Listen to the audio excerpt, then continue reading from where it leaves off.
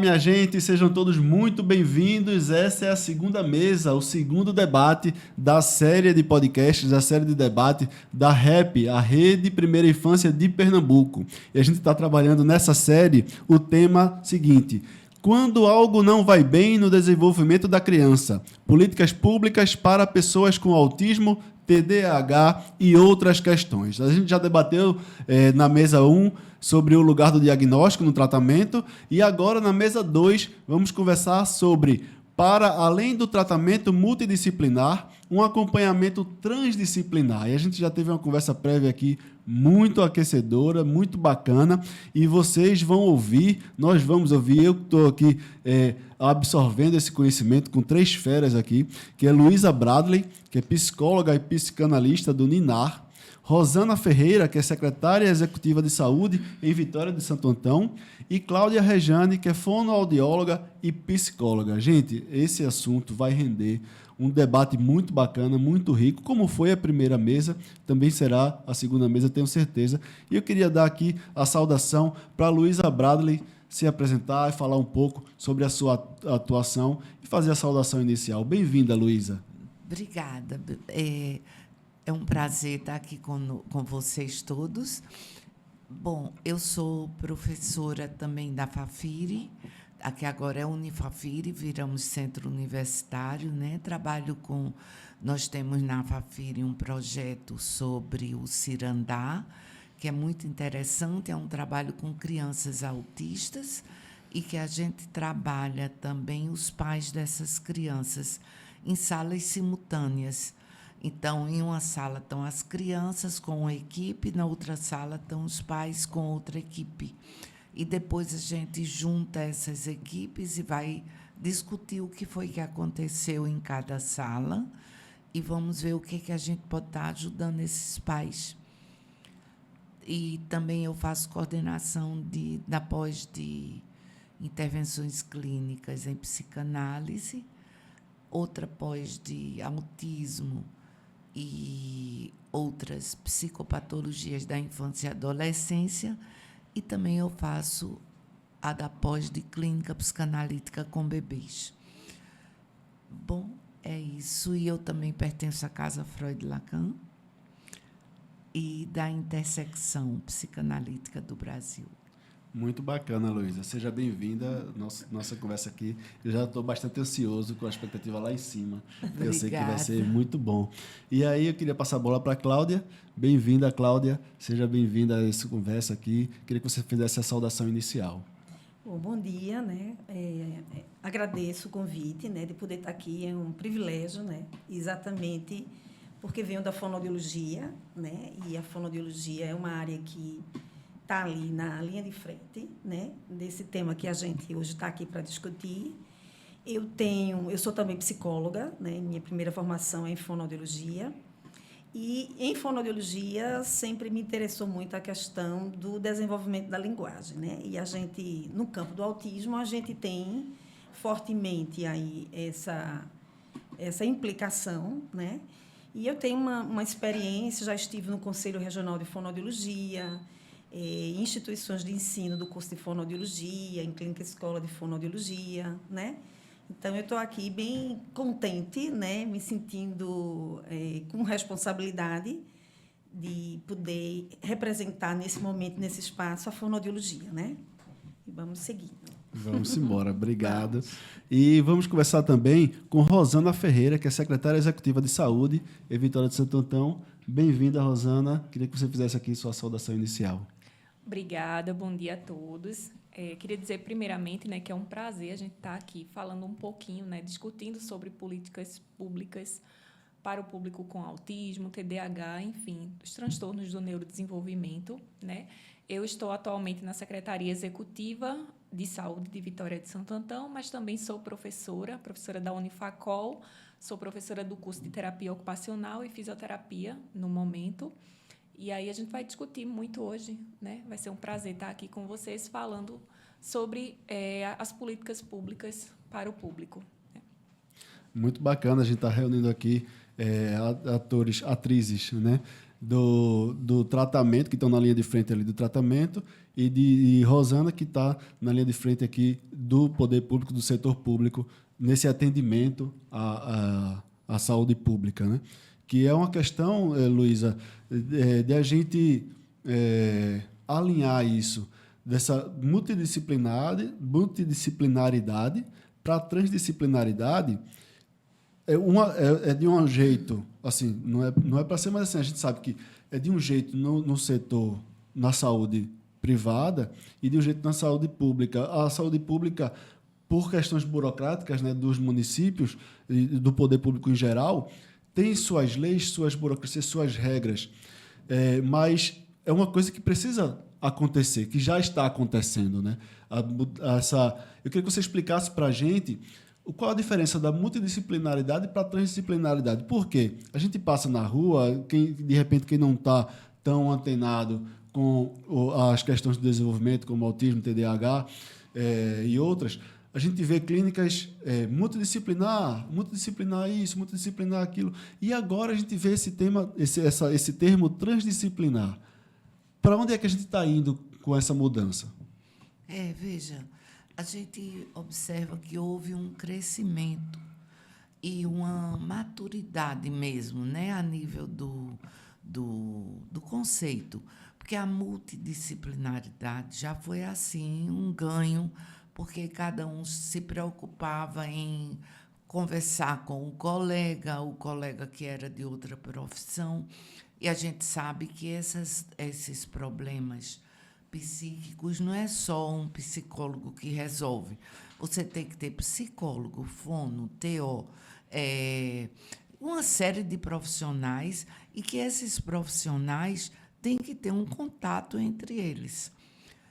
Depois isso foi amadurecendo e a gente foi vendo que já não era suficiente só o contato. Então, o que acontece? Passamos para a transdisciplinaridade. Qual a diferença?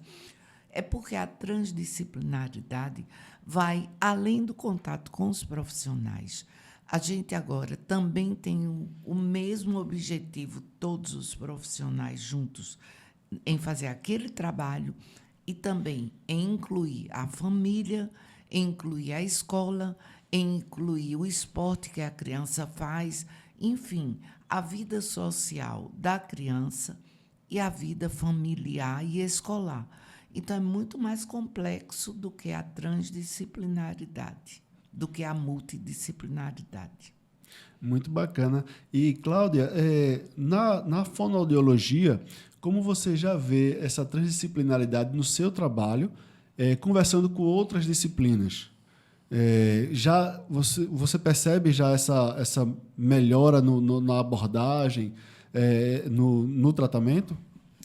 Sim, veja, eu acredito que no trabalho, né, como Luísa colocou, no trabalho é como se a gente tivesse uma linha do tempo, não é? E nessa linha do tempo a gente tinha inicialmente uma proposta em que os profissionais precisariam acompanhar uma certa criança, mas cada um acompanhava do seu lugar, do seu espaço, e não havia uma interdisciplinaridade, porque eu acho que depois que a gente avançou nessa linha do tempo, a gente avançou para uma proposta talvez mais interdisciplinar, que é uma outra coisa, né, que também é diferente do trans. Então, como se a gente tivesse aí 3 instâncias, um trabalho mais fragmentado, que seria o multi, né, que eu faço aquilo que me cabe, por exemplo, dentro da fonoaudiologia, no que se refere à fala e à linguagem, digamos assim, né? O TO, assim, vai, psi e outros mais, né? No trabalho interdisciplinar, por exemplo, né, a gente já começa a conversar. Então, a gente sabe que eu preciso ouvir o psicólogo nos aspectos mais emocionais da criança e da família, enquanto fono, né? Mas no que a gente está colocando aqui como foco transdisciplinar, a gente tem um atravessamento, né? A gente tem uma implicação mais do profissional em, digamos, em aderir. Então, ele precisa se alinhar com os pares, né? Quer dizer, é mais do que um grupo, né? É alguma coisa muito, assim, a gente diz assim, muito contemporânea e necessária, no sentido de que a gente precisa se misturar, se envolver. Então, não tem muito essa linha divisória entre aquilo que compete ao fono. Então, os profissionais, porque o foco é a criança, né? O foco não é o trabalho, o foco é o desenvolvimento da criança, né? Naquilo que está afetado, quer dizer, ela está afetada no que a gente está colocando aqui no autismo, por exemplo, né? Então, muito cedo, muito precocemente, a criança está comprometida, né? Na sua vida, dentro da sua família, nas relações. Então, os profissionais que ali comparecem, eles precisam estar envolvidos e misturados em prol de impulsionar, né, de trabalhar com a família, né, Luísa, o desenvolvimento da criança, naquilo que está afetado. Então, a gente não fica muito fazendo o meu, né? Eu como fono, eu estou preocupada, eu estou querendo saber mais dos aspectos que envolvem a família, naquilo que a família, por exemplo, precisa, né, ser sacudida, né, ser ouvida. Então, eu tenho que entrar nas outras áreas. Então, eu entendo que o trans é isso, é um trabalho, é uma invasão positiva, vamos dizer assim, né? Se eu puder usar essa palavra, é uma boa, é uma intromissão, né? Quer dizer, a gente se mistura, a gente entra, né? Que eu acho que é uma coisa de integralidade, eu acho que é uma palavra boa, de a gente precisa se integrar, quer dizer, a criança está ali, a família está ali, mas a gente se implica, mais do que fazer aquilo que me caberia num formato multi, que é o mais fechado. Vê que bacana. A gente conversou na mesa 1. Se você ainda não ouviu, não assistiu a mesa 1, vá lá, termina esse debate aqui, vai lá assistir o primeiro debate, porque a gente estava conversando sobre isso, sem falar de transdisciplinaridade em si. Mas a gente estava falando sobre a importância dos profissionais integralizarem essa observação e da participação de escola e família nessa observação e nessa abordagem também, né?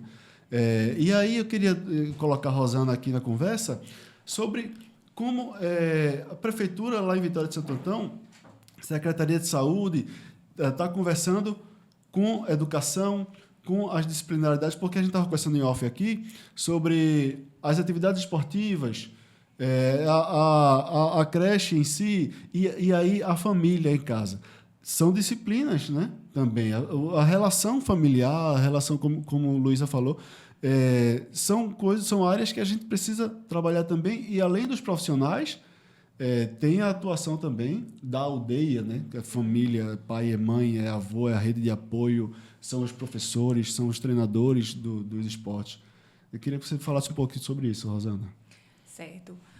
Quando a gente fala em políticas públicas, né, principalmente no âmbito da saúde, a gente sabe que a gente tem níveis, né, de esfera, de atenção à saúde. Tem a atenção primária, a gente tem a atenção secundária, a atenção terciária.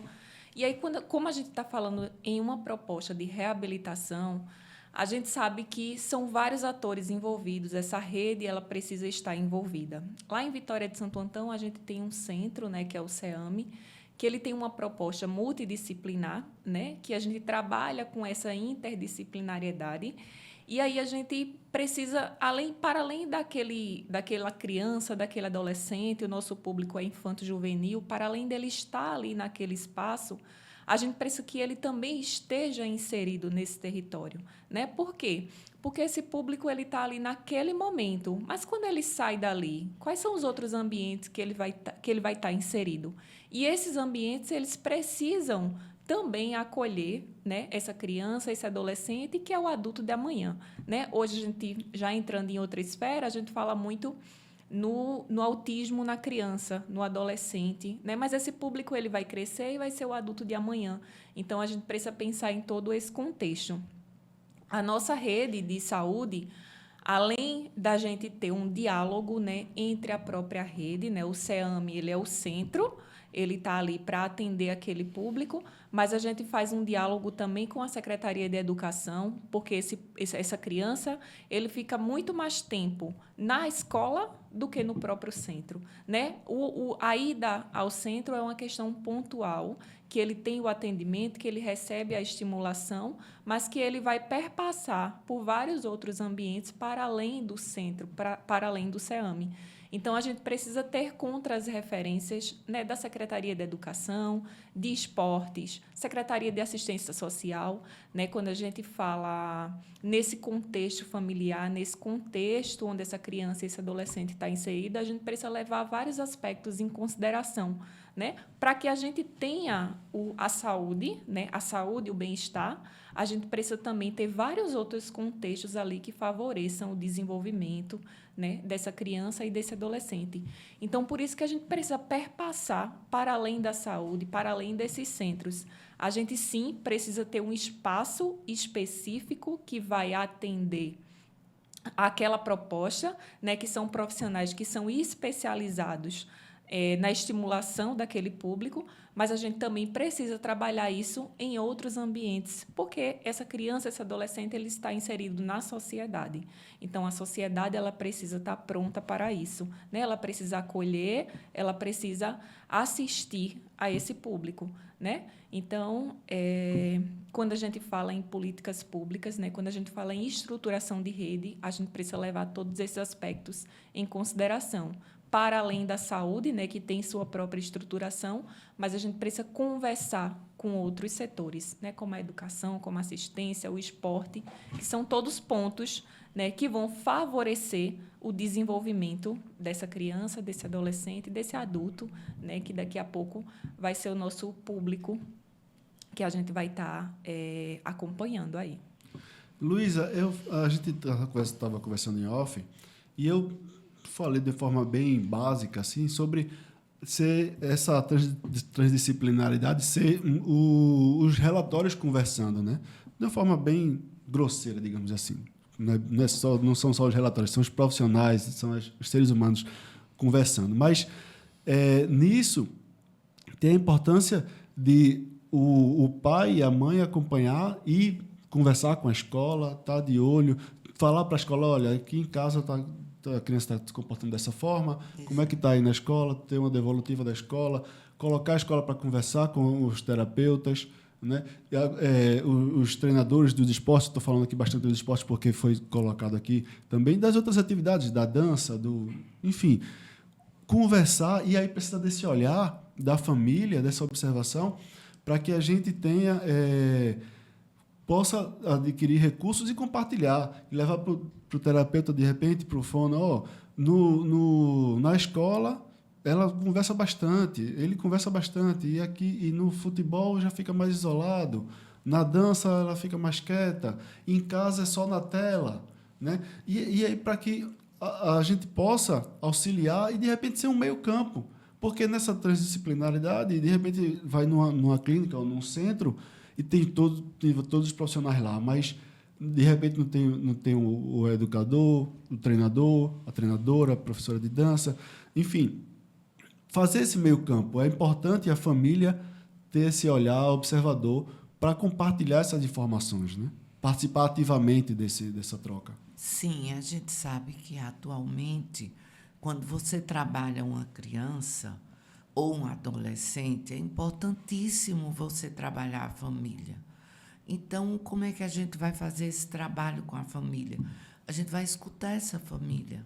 É muito importante, você não pode trabalhar uma criança ou um adolescente só trabalhando com ele. Não, você tem que ter um tempo enorme ouvindo essa família, vendo quais as expectativas dessa família em relação àquela criança ou àquele adolescente. Enfim, é um trabalho conjunto e com outros profissionais, sem dúvida. Não tem, pelo que o pessoal já falou, né? Pelo que Cláudia já falou e também Rosana também já falou. O centro lá é uma coisa assim, uma amostra bem legal disso, né? Vou lá conhecer depois. Com certeza. Então, a gente sabe que é um trabalho conjunto. Uma durinha só não faz verão. Quem achar que sozinho vai resolver as causas de problemas de autismo, de qualquer doença ou de qualquer problema psíquico, está muito enganado, porque você tem que ter um conjunto. E a família é o primeiro lugar que é onde a criança fica mais, a criança e o adolescente. Então, às vezes, essa família está com problemas graves que, quando conversam com a gente, eles conseguem melhorar esse tipo de problema. Até porque a gente sabe que a fala é muito importante. E é interessante que eles mesmos dizem, engraçado, depois que eu falei, o problema ficou bem menor. Mas é porque a gente divide com eles isso mesmo, e toda essa questão. Então, é isso. E no meio disso tudo, Cláudia, tem um problema ou uma característica, não sei se eu devo dizer problema, mas um fato que acontece na nossa sociedade hoje, que são as telas, né? As crianças ficam muito em telas, principalmente quando estão em casa, a ocupação dos pais, das mães, às vezes de uma babá, e aí a falta, às vezes, por qualquer motivo que seja, de uma atenção maior das pessoas dessa rede de apoio para essa criança, de proporcionar atividades e tal, tá nas telas, e isso vai dificultando, né, esse desenvolvimento, vai trazendo outras questões, inclusive, e que afetam, inclusive, principalmente na sua área, né, da fonoaudiologia. Eu acho que você traz um elemento que, sem dúvida alguma, né, é urgente que a gente discuta, né? Que a gente discuta até muito mais com o autismo, porque quando a gente vê as crianças nas famílias, né? Não na família, na sociedade em geral, né? Então, sempre se discute a criança, a falta de interação muitas vezes, né? Porque a criança fica muito paralisada ali diante da tela. Crianças pequenininhas, né, Luísa?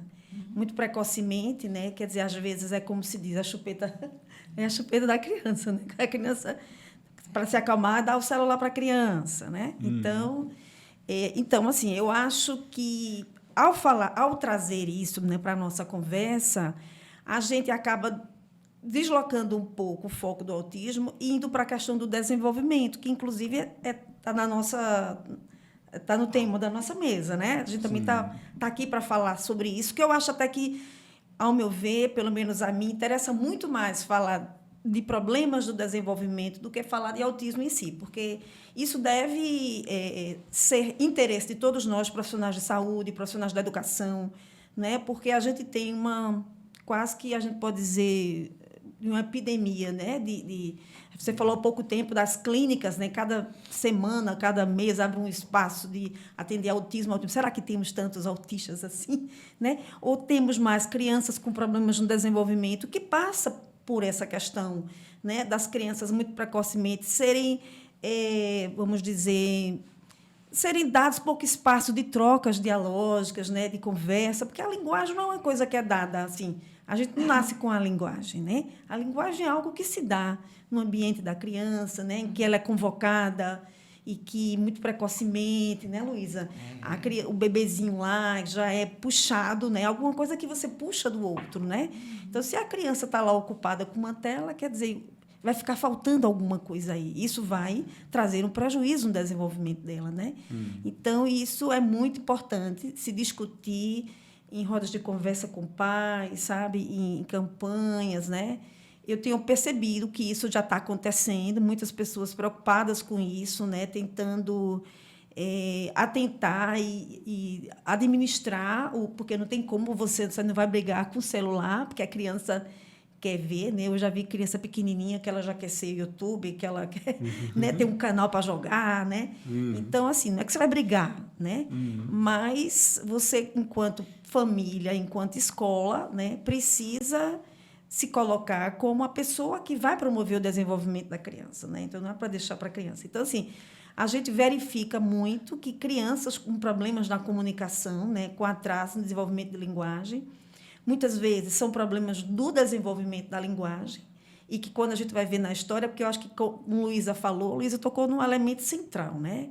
Que é a família. Quer dizer, na verdade, eu acho que o ponto de partida é muito menos a criança e muito mais a família, né, Luísa? A gente compreender a dinâmica da família, né? Quer dizer, como ela funciona. Isso explica muita coisa.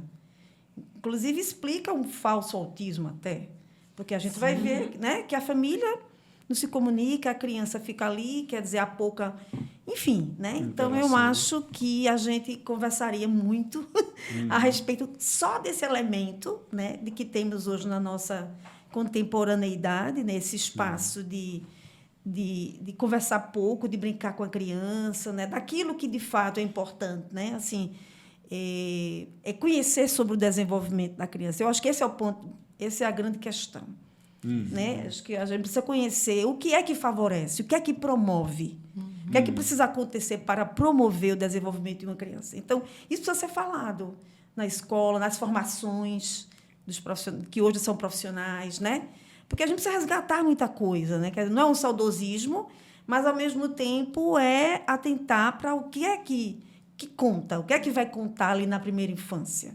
Porque tem coisas que na primeira infância são fundamentais. Não dá para esperar para depois. Né? Exatamente. Em cima disso que você falou, eu estava puxando a justamente para falar sobre isso, porque não dá para esperar depois. A maior janela de aprendizado, de oportunidades, é na primeira infância, e a gente precisa iniciar um tratamento, seja para, de fato, o autismo, seja para, de fato, o TDAH, mas a gente precisa ter uma abordagem para esse desenvolvimento, para desabrochar esse desenvolvimento. O primeiro ano de vida é o mais importante. Exatamente. Né? E enquanto a gente está, em vez de a gente ficar preso, de repente, a esperar um diagnóstico, a gente já pode iniciar esse tratamento, mas um tratamento, como a gente está falando aqui, transdisciplinar, não só depender do neuro, do psiquiatra, do psicólogo, da fono, mas a gente, como família, fazer essas abordagens como um todo, né, Rosana? E aí eu queria que você falasse sobre a gente fazer isso sem esperar o diagnóstico, né? A gente proporcionar esse desenvolvimento sem esperar esse diagnóstico e diante dos marcos de desenvolvimento, né, que a gente tem da criança, chegou tal idade, 1 ano e 3 meses, não começou a andar, tal idade, a fala ainda não está, mas a gente, nessa transdisciplinaridade, a gente já proporcionar essa abordagem adequada para que a gente se adeque como sociedade e para que a gente proporcione à criança esse aprendizado. Isso. Para isso, né, para a gente ter essa estimulação precoce, né, a gente precisa que aquela família ele tenha acesso, né, ao sistema de saúde e ao sistema de educação. Às vezes, esse diagnóstico que a gente espera, ele nem vai existir, na verdade, porque é um atraso na fala, né, um atraso na linguagem, que muitas vezes é a falta de estímulo na família, né, que leva a esse atraso na fala. E aí, hoje, né, socialmente falando, a gente já pensa nessa perspectiva de um autismo, né, de uma outra questão relacionada ao neurodesenvolvimento, mas está mais relacionada ao contexto onde aquela criança está inserido do que um transtorno em si, né? Então, é muito importante que, assim, a partir do momento que esses aspectos eles venham a ser identificados, né, o atraso motor, o atraso na fala, que eles sejam investigados e que esse público ele tenha acesso, né, a essa equipe, a essa escola e que essa família também ela seja preparada, não só pensando na perspectiva de ter um diagnóstico em si, porque eu acho que hoje a sociedade ela está tão centrada, né, a gente sabe dos números, né, desse índice de diagnósticos que vem aumentando. Mas hoje eu acho que a sociedade está tão ligada a isso que, às vezes, um atraso na fala, um atraso ali na linguagem, na questão motora, já gera muitas interrogações e que tem aquela ansiedade, né, da família em diagnosticar, quando, na verdade, não é, né? É uma questão de estímulo, é uma questão de onde aquela criança está inserida. Será que aquela família ela introduz a criança no ambiente familiar? Será que aquela família estimula, né, a fala daquela criança? Enfim, então eu acho que mais do que a criança, né, assim como a criança precisa ter esse acompanhamento, a família também, né? Lá em Vitória a gente tem um projeto que é Cuidando de Quem Cuida, que são justamente um cuidado para esses responsáveis. Para quê? Para que eles se sintam cuidados também, porque quando a gente tem o diagnóstico, a gente sabe que não é fácil, né, lidar com todo aquele contexto E como é que aquele responsável, como é que aquele cuidador ele vai lidar com aquele público? Como é que ele vai ajudar a estimular? Como é que ele vai se sentir também nesse contexto de cuidado, né? Então, é muito importante que essa família, que essa escola, que essas pessoas também que estão ao redor ali daquela criança e daquele adolescente, eles se sintam acolhidos, né? Eles tenham propriedade para cuidar, para lidar com aquelas situações, né, que o autismo, entre outros, como vai ser o comportamento, né, desse público. Então, para além da criança, também a gente precisa pensar na formação, pensar em elucidar, né, como é que aquele cuidador ele vai estar lidando com os aspectos daquela criança, né? Para que, assim, a gente também não pense só no diagnóstico, que a gente venha também a ver outros aspectos que estão envolvidos ali que não tenham, né, como Cláudia falou, os falsos diagnósticos, né? Então, é muito importante entender todo o contexto que leva aquela criança a apresentar aqueles aspectos para que a gente não fique só pensando no diagnóstico, porque é essa ansiedade, né, que muitas vezes o familiar ele tem, ele quer diagnosticar. E que muitas vezes aquele diagnóstico ele nem vai existir, né? Mas a ansiedade do diagnóstico, ela às vezes toma conta dessa situação. E aí por isso que a gente tem, né, esses falsos diagnósticos que levam todo um gargalo, né, principalmente no sistema público de saúde. Às vezes aquela criança que de fato tem o diagnóstico, tem a necessidade, ela não tem acesso porque tem uma outra que poderia estar em uma outra situação, em um outro contexto, mas está ali naquele espaço. Luísa, só nessa questão da acolhida, de a gente acolher a família, acolher a escola, acolher esses outros atores para cuidar de quem está cuidando, né? Acolher esses cuidadores, a gente já coloca eles na missão da tarefa do tratamento, da estimulação, né? Independente de diagnóstico ou não. Eu falei no primeiro debate e trago aqui uma experiência minha, só para vocês ficarem contextualizados. Minha filha precisou fazer uma terapia, a gente foi e acompanhou com a terapeuta, com a psicóloga, e aí muitas das coisas que ela trazia na devolutiva para nós pais eram coisas que a gente podia fazer para ajudar ela no desenvolvimento. Então, só nessa questão da família já procurar um trabalho profissional, um tratamento profissional, independente aí enquanto tem diagnóstico ou não, a gente já pode começar a atuar e aí a destravar alguns desenvolvimentos, né? Algumas questões de desenvolvimento, de fala, de socialização. Só nos primeiros contatos, nesse ato de família, conversar com profissionais já ajuda bastante, né, Luísa? Claro. Eu acho que isso é um benefício grande que nós temos atualmente, que as famílias entenderam que profissional de psicologia, profissional, digamos, que vai cuidar da criança, psicanalista, não é um profissional que ameaça. Pelo contrário, ele vai trabalhar junto com a família e aquilo não significa dizer que a criança está com nenhum problema, não. Às vezes é uma bobagem dentro de casa. Eu sempre digo, às vezes eu trabalho com as crianças tão rápido que com 2, 3 meses os pais já dão alta e vão embora. Mas é porque é uma coisa tão, digamos assim, que os pais não se davam conta, como que a gente, depois que fala que os pais acolhem o que a gente fala, acabou-se o problema da criança. Então, não tem mais sentido da criança continuar com a gente. Bom, quando ela tiver necessidade, se ela tiver, depois volta. Mas, por exemplo, a gente sabe que na pandemia houve um problema muito grave com as crianças em relação ao desenvolvimento. As crianças pararam de ir à escola. Muitos nem foram, porque estavam começando ou iam começando e pararam, não foram. E a gente sabe que houve, assim, uma enxurrada de pseudo-autismo, que foi uma coisa incrível, né? Uhum. Então, nós tivemos muitas crianças, inclusive crianças fora do país, no Canadá, em outros países, que foram tratadas online, junto com a família, E depois se viu que essa criança não tinha autismo, coisa nenhuma, era só um entrave aí a nível do desenvolvimento por conta dessa pandemia, que foi terrível. Fechou as crianças em casa. A criança não pode ser fechada em casa, né? A criança tem que sair, tem que ter amigos, tem que brincar, tem que ir para a escola. Por isso também que muitas vezes os pais dizem, essa criança era completamente normal, alegre, tudo, fazia tudo bem. Foi para a escola, pronto. Então, o problema é da escola. Mas não é bem assim, é porque a escola é o primeiro lugar onde vai ser detectado o problema da criança. Porque é um espaço que não é da família.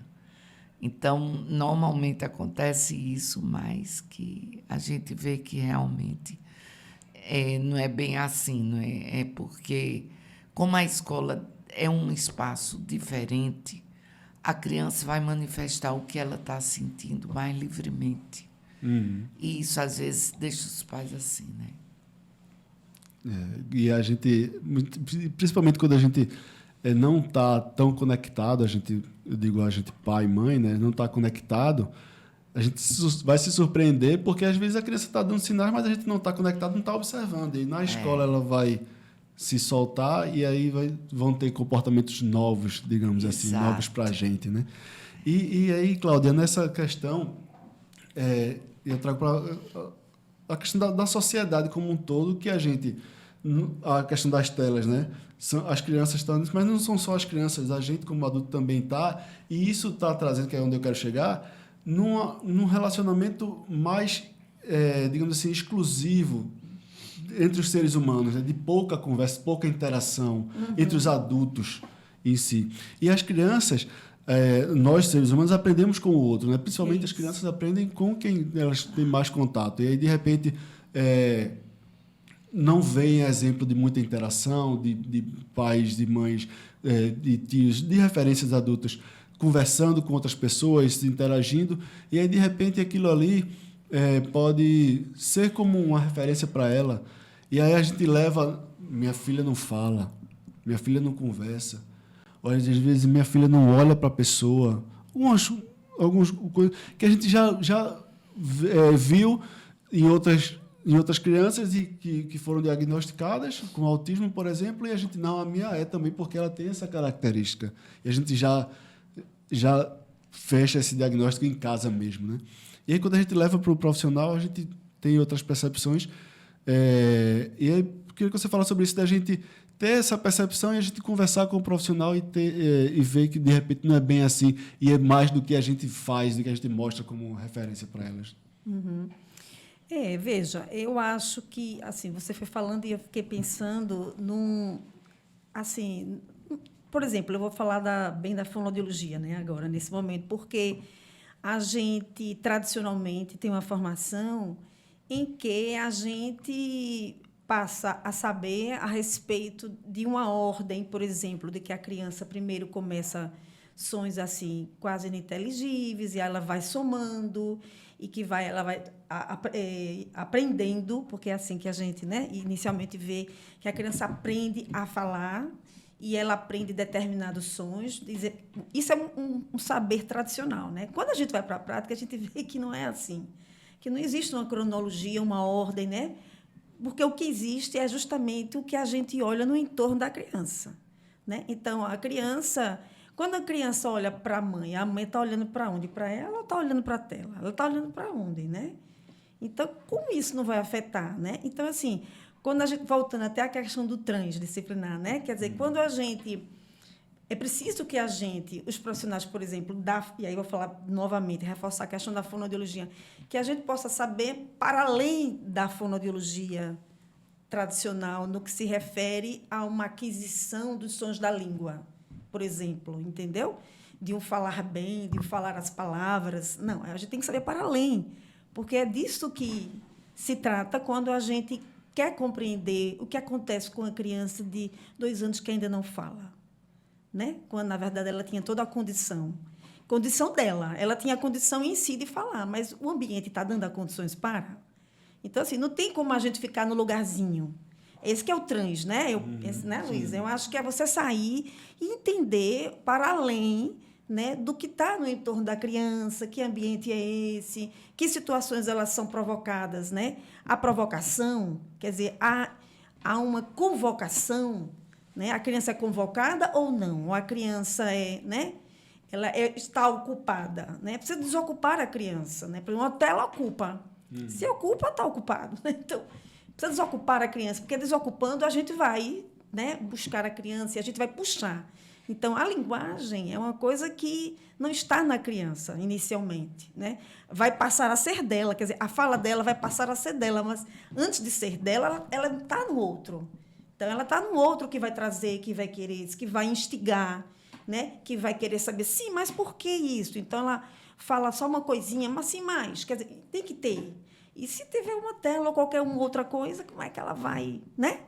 Impulsionar, quer dizer, como é que essa linguagem vai se dar. Então, assim, e eu acho que, paralelo a isso, eu queria pegar um exemplo que... Rosana.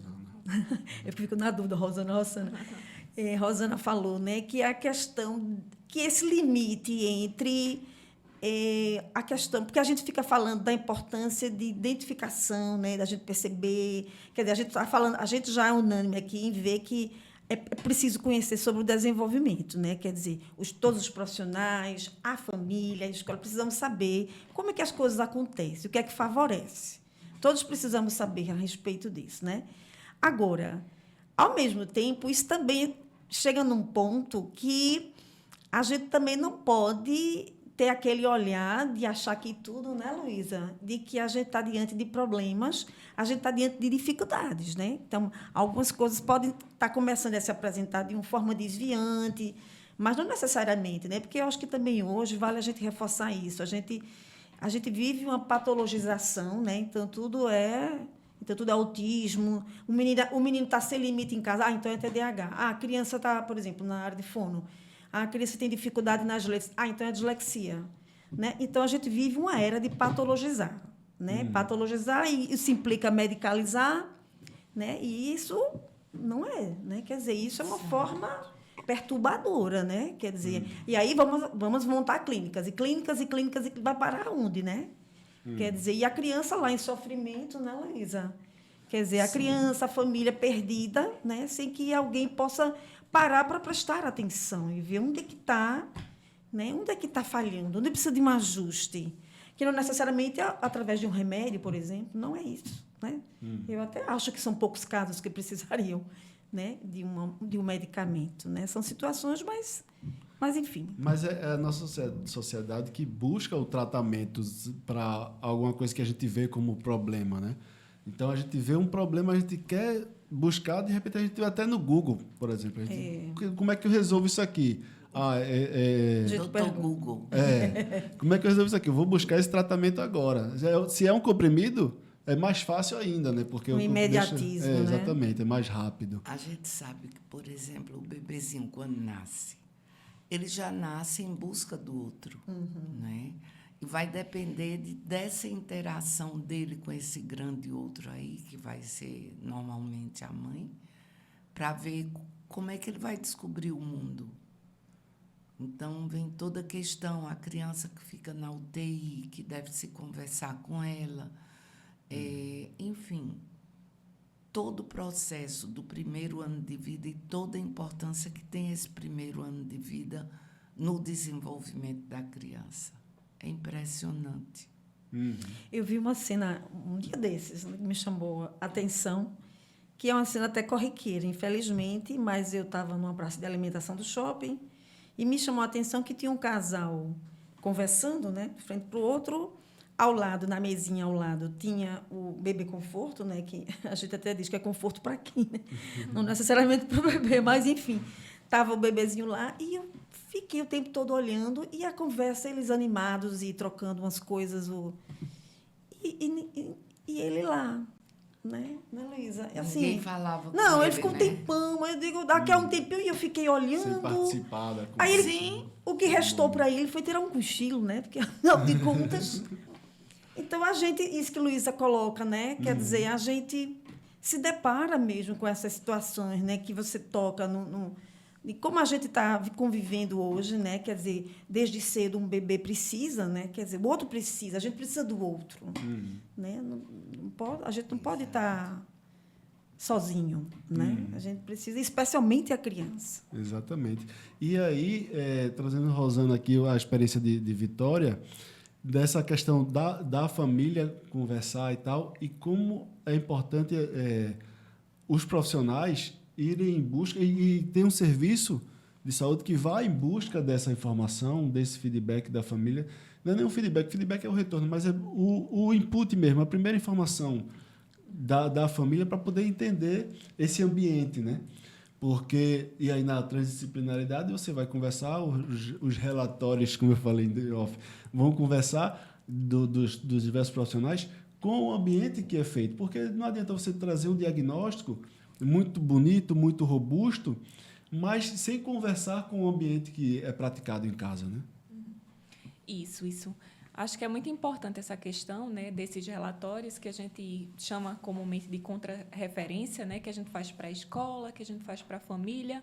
Quando a gente tem o primeiro contato, né, lá no centro, por exemplo, ou em qualquer outro lugar, a gente vê a criança, né, avalia o comportamento dela, mas primeiro quem traz essa informação do comportamento, de como aquela criança se comporta em casa, né, na escola, são os pais, né, são os responsáveis por aquela criança.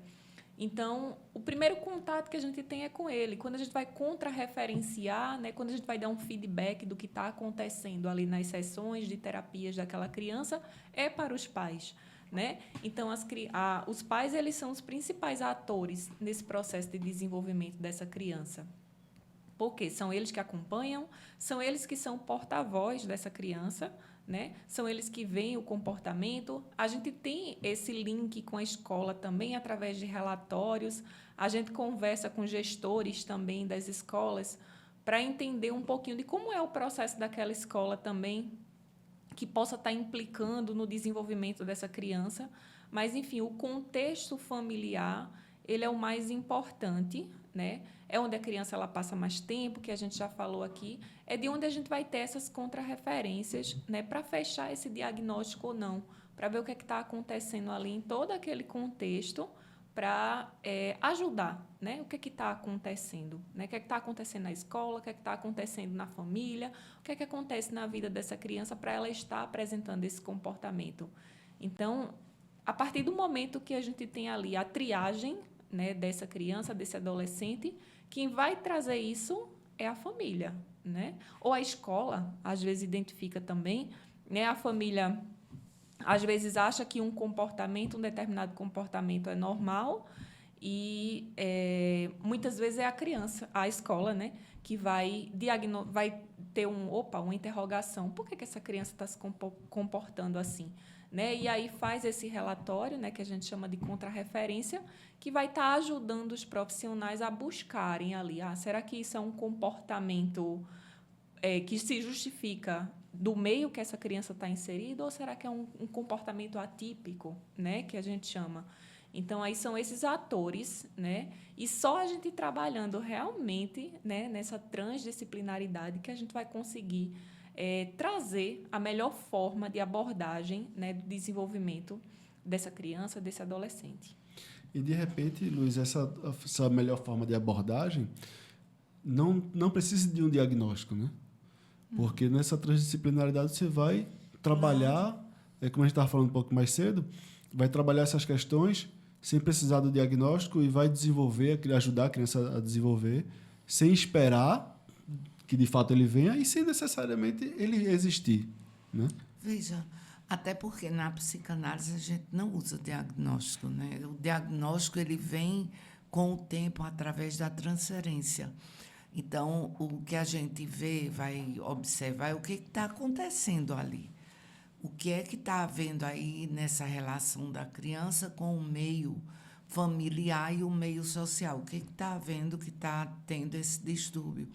A gente sabe que muitas vezes, quando os pais se separam, sempre vai ter problema com essa criança. Mas você vai ver, não é nem a separação em si dos pais. É porque os pais confundem muito marido e mulher com pai e mãe. Eu sempre digo, gente, Marido e mulher é uma coisa, pai e mãe é diferente. O filho, ele não é marido nem mulher de vocês, ele é filho. Então, a relação com ele não pode ser machucada, nem usar essa criança como barganha. Você só vê, não quer fazer isso por mim, pois também não vai ver o menino, proíbe. Sabe, esse tipo de coisa é terrível para a criança. A criança sofre horrores e os pais acham que é por causa da separação, que, na realidade, não é a separação em si, é o problema que eles criam com a separação. Então, a criança fica lá perdida e, no fim, fica privada do pai ou da mãe, da casa, enfim, uma série de coisas que a gente sabe que acontece, mas que a gente sabe que tudo isso são questões que a gente conversa com a família e sempre se chega a um acordo quando essa família está disponível. Quando ela não está disponível, ela tira a criança e só fica a frustração, que é horrível, né? Pois é. E Cláudia, essa abordagem transdisciplinar, ela vai, como a gente está falando aqui, sobre com diagnóstico ou não, com hipótese de autismo ou TDAH ou não, ela vai ajudar não só a criança a se adaptar ao ambiente, como também a própria sociedade a absorver essa criança, né? A entender a sociedade, que eu digo, os envolvidos, né? Porque é quem está envolvido com a criança, mas a receber essas questões de desenvolvimento de uma forma melhor, né? E aí, nessa transdisciplinaridade, se a gente tem espaços como o CEAME, e que a gente possa, num relatório, estou fazendo um relatório, mas de repente não precisa ser um relatório em si, mas numa conversa única, uníssona, mas que com vários olhares, a gente possa trazer uma mensagem só, de dizer como a gente pode ajudar aquela criança a desenvolver. E aí é diferente de a gente ter vários relatórios, vários relatos que vão trazer, no meu olhar é assim, no meu olhar é assado, e de repente as informações, a mensagem não se encaixa, né? Uhum. Porque às vezes assim, essa questão, porque isso toca diretamente na questão do diagnóstico, né, que a gente estava falando um pouquinho antes, porque eu até costumo dizer assim, né, os meus alunos diziam assim, gente, há um tempo atrás a gente não falava assim, dentro da fonoaudiologia, a gente não falava muito de autismo, a gente dizia assim, as crianças têm problemas de atraso no desenvolvimento da linguagem. Só que a gente deixou de dizer isso, então parece que tudo é autismo, né? Então, assim, e, na verdade, assim, eu posso lhe dizer assim, que, pelo menos na minha visão, assim, a fonoaudiologia, ou o fonoaudiólogo, ele trabalha os problemas na linguagem, na comunicação. Ele não trabalha o autismo. O autismo é uma coisa de diagnóstico. Agora, claro que no autismo a gente tem quase que necessariamente problemas na linguagem. Então, no final das contas, o fonoaudiólogo vai trabalhar a linguagem. Mas, assim, se a gente pensar assim, trabalhar a linguagem é a linguagem daquela criança. É aquele que eu falei antes. Então, não é que a criança precisa aprender isso ou aquilo, né? Ela precisa ser compreendida o que é que está afetando a linguagem dela. Então, aí vai de novo naquilo que eu estava tocando antes, né? Quer dizer, não vou precisar do diagnóstico inicialmente. Eu preciso compreender, explorar, sabendo o que é que deveria ter acontecido e não aconteceu, e é isso que está afetando, né? Está dizendo de um jeito mais comum, empancando, né? A criança, o desenvolvimento dela fica travado. Eu preciso compreender o que é que está contribuindo para travar, e aí eu vou trabalhar. Então, assim, se eu promovo a linguagem, eu promovo subjetividade, por exemplo, né? Porque a gente não tem como pensar a subjetividade sem a linguagem, né? Então, a criança, quando ela avança, quando ela torna-se um falante, ainda que ela fale trocando os fonemas, os sons, né? Mas ela tem o outro que conversa com ela e, com o tempinho, ela vai organizando os sons. Com o tempinho, pode ser o tempinho dela e pode ser o tempinho com a ajuda do fono, a depender caso a caso, né? Mas é preciso dar uma atenção para a linguagem, no caso da fonoaudiologia, e não necessariamente para um diagnóstico, porque parece que o autismo, ele puxa Quando você bota o autismo na frente, aquilo já quase que determina um procedimento padrão a ser trabalhado. E isso é péssimo, porque você anula a singularidade da criança, compreender o que é que... Isso que eu estava dizendo, né? Compreender o que está afetando. Então, você vai... A criança... O desenvolvimento de uma criança que é pleno e é único, ele passa a ser estreitado. Porque a criança... Encaixotado. Encaixotado. Ela passa a ter que dar conta, né, de uma técnica, de um padrão de trabalho, mas não era isso que precisava. Né? Então, veja, né, a delicadeza do que é pensar a respeito disso, de que essa discussão de que, ao mesmo tempo, é importante, né, habilitar ou capacitar ou informar, enfim, a gente poder ter espaços como esses, que a gente possa falar, né, valor do desenvolvimento, valor do conhecimento. Por exemplo, os cursos, né, as formações na fonoaudiologia, especialmente, eu diria assim, na fonoaudiologia, na terapia ocupacional, né? Quer dizer, poder saber um pouco mais, né? Quer dizer, a gente utilizar-se dos primeiros períodos dos cursos, né? Capacitar bem os profissionais da área de saúde, para que a gente todos tenhamos um olhar amplo e valoroso sobre o desenvolvimento, e o diagnóstico ele faça parte, mas ele não seja nosso... Né? Porque não somos médicos, não é médico que dá diagnóstico, nós somos da área terapêutica. Né? E que bom, a área terapêutica significa que a gente tem ao nosso favor o tempo.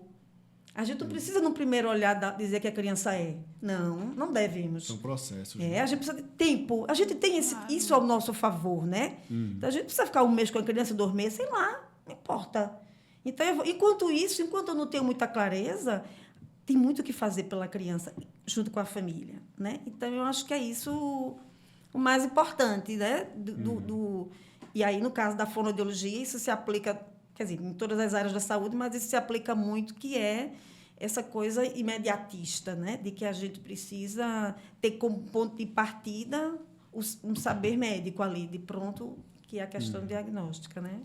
E acho que, às vezes, a gente está tão focado no diagnóstico, né, Cláudia, que a gente anula as outras portas ao longo do caminho. Isso. Né? A gente só está pensando em diagnosticar, a gente vai anulando ali aquelas outras perspectivas ao longo do caminho. Você sabe que hoje as últimas pesquisas mostram que o bebê, no primeiro ano de vida, ele se desenvolve no todo. Se a criança não vai no chão para desenvolver os músculos, para tentar engatinhar, para segurar o pescocinho e tudo mais, ela tem um retardo. E esse retardo do corpo, do físico, se manifesta também através do retardo mental. Isso tudo são pesquisas muito recentes e que mostram que o desenvolvimento físico é importantíssimo para que essa criança tenha esse todo a nível dessa interação com o outro, que esse outro vai determinar se vai ter ou não essa interação, entendeu? Então, é uma coisa muito complexa e muito nova. Muito nova. E nada reducionista, né? Porque eu acho que o que a gente vive hoje é um reducionismo. Né? É uma homogeneização, então todo mundo é. Quer dizer, eu estive há pouco tempo numa clínica escola de uma faculdade de curso de fono, né? E a gente vê muito cedo, as crianças já chegam com um cordãozinho do autismo, expondo como uma coisa assim, talvez até de status. Como assim, né? Como é um status uma criança? Claro que a gente entende também que muitas vezes a família se utiliza para que nos espaços públicos as pessoas possam entender se ele gritar. Comportamento. A gente entende, né? Que passa também por isso. Mas nós, profissionais que ali estamos, a gente precisa sensibilizar, dizer, olha, isso também, mas isso também, né, afeta a criança, porque ela passa a ser um rótulo, né? Quer dizer, para você, talvez amenize um pouco, no sentido de que as pessoas possam compreender. Mas e a criança, né? A gente acha que está protegendo, né? E a partir do momento que a gente rotula, a gente meio que deixa ela num espaço que não é social. Né? Ela faz parte da sociedade, ela precisa estar incluída nesse meio. A partir do momento que a gente vai ali e coloca um rótulo... Ela é autista, ela deixa o nome dela, separada. né? Ela é autista. Ah, mas ele é autista, né? Não é Maria... João é autista, né? E aí, a gente, nesse rótulo, a gente acaba mexendo com a singularidade. E Cláudia trouxe a questão da singularidade da criança. E eu queria saber de Rosana como como é que o poder público faz, a saúde pública faz, para proporcionar esse tratamento, esse desenvolvimento, respeitando, considerando a singularidade da criança, né? Porque ali, a gente, num serviço público que trabalha com milhares de pessoas, às vezes milhões, precisa ter um canhão que atinja todo mundo de uma vez só. Só que essa questão aqui não dá para atingir todo mundo da mesma forma, né? Tem pessoas que vão precisar mais, tem pessoas que vão precisar menos. E assim, como é que vocês lá em Vitória fazem para considerar essa singularidade de cada criança?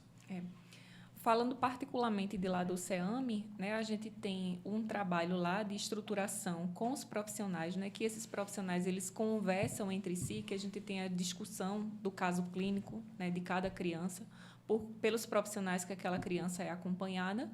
E também a gente tem o PTS, né, a elaboração do PTS, que é o Projeto Terapêutico Singular, que apesar da gente estar englobando ali um público que tem transtornos do neurodesenvolvimento, mas a gente também trabalha nessa singularidade do sujeito, né? Então, lá a gente tem esse projeto terapêutico singular que é feito para cada usuário daquele serviço. E aí também, né, também pensando nessa proposta de englobar ele, de trazer essa transdisciplinaridade, a gente tem, como eu já citei, né, a conversa tanto com a equipe do centro, como com a escola, como com a família, né, com a sociedade onde essa criança está inserida. Mas também a gente não pode anular, a gente não pode esquecer a singularidade do sujeito. E aí a gente trabalha nessa proposta do PTS, né, que é o Projeto Terapêutico Singular, de cada um daqueles que estão inseridos naquele espaço. Bacana. E isso tudo, a gente está falando aqui num ambiente, né, de primeira infância, como o Luísa trouxe aqui, da gente considerar isso, essa janela de oportunidade dos primeiros anos de vida, dos 2 primeiros anos, do primeiro ano, da gestação, né, de como a gente pode, como sociedade, como pais, como família, tomar posse desse lugar no processo e se abrir também para escutar os profissionais, né? Para conversar e poder absorver, como a Luísa trouxe aqui nos relatos dela, de como as famílias mudam o olhar depois da conversa, né? E como a gente pode fazer isso, levar essas mensagens para as outras partes da sociedade. Claro. Sem que a gente precise rotular, dizer, ó, ele está se comportando assim porque ele é autista. Mas sei que a gente precisa fazer isso para que a sociedade ao redor possa já entender e fazer já uma abordagem mais adequada. Como a gente consegue fazer essa conversa, Luísa? Olha, eu acho que a primeira coisa que a gente tem que estar muito atento é como os pais recebem essa criança. Eu lembro de um caso clínico de um bebezinho que eu atendi com 3 meses, que ele chegou com síndrome de Noonan. É uma síndrome que mexe com o visual da criança e ela mexe também assim com a aparência do bebezinho. E essa mãe não tinha sido avisado que o bebê ia nascer com nenhuma síndrome. Essa mãe, coitada, esperou 9 meses. A criança criou uma imagem de um bebê que, quando ela se deparou com aquele bebê, ela não conseguia aceitar que era o bebê dela. Mas que isso aí foi trabalhado com ela e foi dito, olha, é super normal o que você está sentindo. É isso mesmo, só que esse bebezinho é o teu bebê. Então, você daqui a pouco vai estar apaixonada por esse bebê. E realmente não deu outra. Ela depois se apaixonou pelo bebê e acabou-se o problema que o bebê foi enviado pela equipe médica, porque ele estava sem aumentar 1 grama de peso, porque ele não conseguia comer. E ela também não conseguia se dar para aquele bebê, entendeu? Então, é a coisa mais linda. O bebê acabou arrancando aquele peito de silicone que a maternidade manda colocar, porque ele passou 2 meses na UTI. E ele arrancou aquele peito de silicone da mãe e mamou nela depois que ela aceitou ele. Ela, quando pegou ele, que botou assim, deu um beijo nele, ela disse, é a primeira vez que eu beijo ele. Foi uma coisa assim, lindíssima. São essas questões da clínica que deixam a gente completamente apaixonada. Né? Eu sou apaixonada pela clínica. Que relato bacana para a gente encerrar, né? A gente está chegando, já chegou no nosso tempo, mas que relato bacana, de exemplo de a gente dar o nosso primeiro passo, né? Dentro de casa, para a gente aceitar e lidar com essas diferenças, né? E de, a partir daí, a gente poder ter condições também de educar a sociedade em geral que está em volta para se adequar e receber essa criança, né? Eu queria que Luísa, começando por Luísa aqui, para trazer as considerações finais, Certo. sobre que você fizesse um apanhado aqui dessa migração que a gente conversou aqui sobre de multidisciplinaridade. Eu estou terminando o debate e ainda não... de multidisciplinaridade para transdisciplinaridade. Sei. Queria que você fizesse um apanhado aqui sobre o que a gente conversou. Bom, eu acho que primeiro quero agradecer a todos, né, pela atenção, e eu acho que isso, como tudo na vida, é um processo em crescimento e que a gente ainda vai crescer muito mais, porque somos assim, seres humanos, e a gente investe no que a gente faz. Quando você faz uma coisa com paixão, você vai embora e você está sempre crescendo, crescendo, crescendo.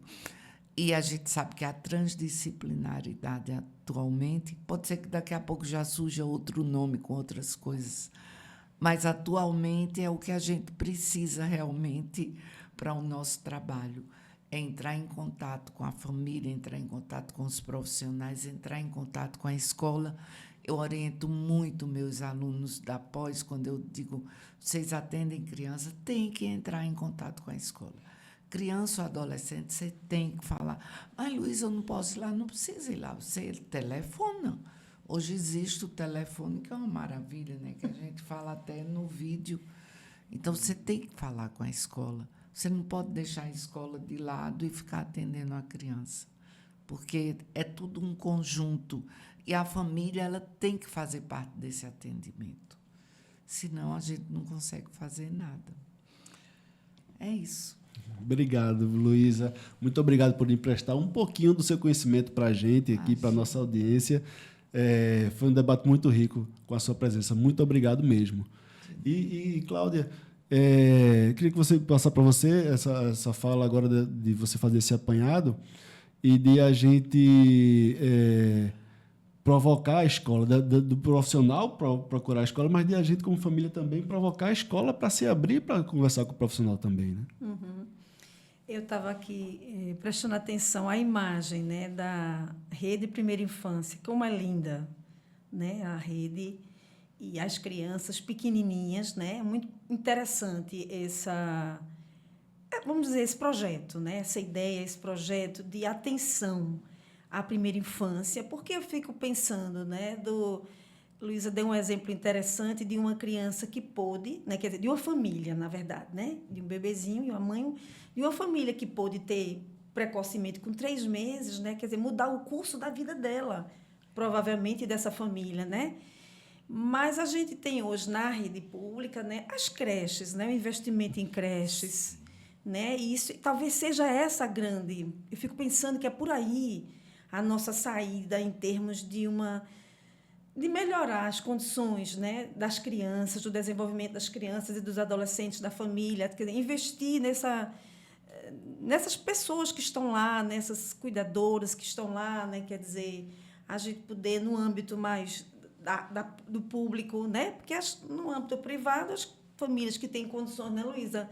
Hoje já se atende, como a Luísa tem uma experiência belíssima aí de um bebezinho, né, muito precocemente, pode ter uma assistência aí, né, e mudar realmente. Mas as crianças menos favorecidas economicamente, né, quer dizer, a creche é uma possibilidade, né? Então, assim, eu acho assim, parabenizo demais, olha, todas as vezes que precisar, que eu possa colaborar com a rede, com a infância de Pernambuco, a primeira infância de Pernambuco, né? Eu acho que é um engajamento muito bom. Eu queria aproveitar para parabenizar, né, o projeto. Eu não conhecia, eu tinha escutado já falar, mas eu não tinha me aproximado assim.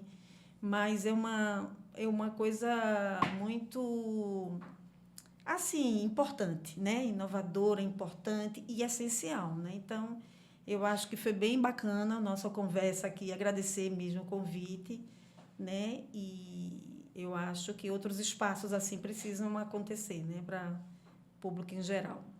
Então vamos embora, vamos fazer esse debate acontecer, esse debate ficar mais fixo, né? Fazer parte da rotina da nossa sociedade. E aí, Rosana, queria que você trouxesse aqui suas considerações finais, a sua conclusão da nossa conversa, e deixar aqui um gancho para você de a gente fazer, e você como poder público, né, tá dentro dessa engrenagem, de conversar saúde, educação e família, né, de juntar esses atores aí para a gente proporcionar essa transdisciplinaridade. Ótimo. Primeiro, eu queria agradecer, né, pelo convite, por estar aqui. Né? Sempre um prazer falar sobre o tema. Estar aqui com vocês, Cláudia, Luísa, né? Foi só uma soma de conhecimentos. Né? A ciência, eu sempre digo que ela é inesgotável. Né? Hoje a gente tem essa proposta da transdisciplinaridade e daqui a pouco vem outra coisa que não anula os anteriores. Né, que a gente só soma, a gente vem somando conhecimento e não uma anulação. O que foi antes não vai ser mais. É só uma soma realmente que a gente vem para agregar conhecimento, né, que vai ser assim sempre. Né? A ciência ela é inesgotável. E aí, né, eu trago comigo, né, a experiência que eu vivo hoje, que faço parte, que consigo contribuir, que é a experiência de Vitória de Santo Antão.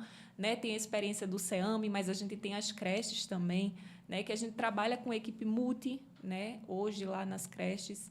Então, assim, também deixo o convite, né, para quem quiser conhecer essa experiência de Vitória de Santo Antão, tanto do CEAME, que eu trouxe aqui hoje, mas das nossas creches, do nosso sistema público de saúde, né, que envolve saúde, educação, assistência. Então, assim, que a gente tem levantado a bandeira do tema e que a gente tem conseguido fortalecer esse trabalho em rede, né, que não é nada fácil. E, como foi dito, nem todos eles têm o acesso, né, de uma forma facilitada. Então, por isso que a gente precisa fortalecer as políticas públicas, né, relacionadas ao tema, à sociedade como um todo, né, para garantir que, assim, de fato, todos tenham acesso o mais precoce possível, né, nessa janela de oportunidades. Então, assim, deixo o convite e queria, mais uma vez, agradecer por todos vocês e pelo convite de estar aqui. É isso, minha gente. Eu queria agradecer a sua audiência por a gente ter acompanhado aqui. Essa foi a segunda mesa da série de debate da Rede Pernambuco, Rede Primeira Infância Pernambuco, a REP-PE. Conversamos agora sobre, para além do tratamento multidisciplinar, um acompanhamento transdisciplinar. Conversamos com Luísa Bradley, Rosana Ferreira e Cláudia Rejane, mas você que está aí acompanhando pode esperar, porque daqui a pouco chega, nós vamos publicar a mesa 3, onde conversamos sobre experiências exitosas na educação inclusiva, com Rogério Moraes, diretor executivo do PIPA, que é o Instituto Primeira Infância Plantar Amor, que inclusive está na coordenação da REP Pernambuco. Conversamos também com Lauriceia Tomás, superintendente do Direito das Pessoas com Deficiência e Mobilidade Reduzida em Jaboatão dos Guararapes, na Prefeitura de Jaboatão, e também com Rodrigo Neri, especialista em TDAH e TEA. Foram debates muito ricos e esse terceiro debate mais rico ainda também, fechando a série com chave de ouro, e você acompanha com a gente. Até mais.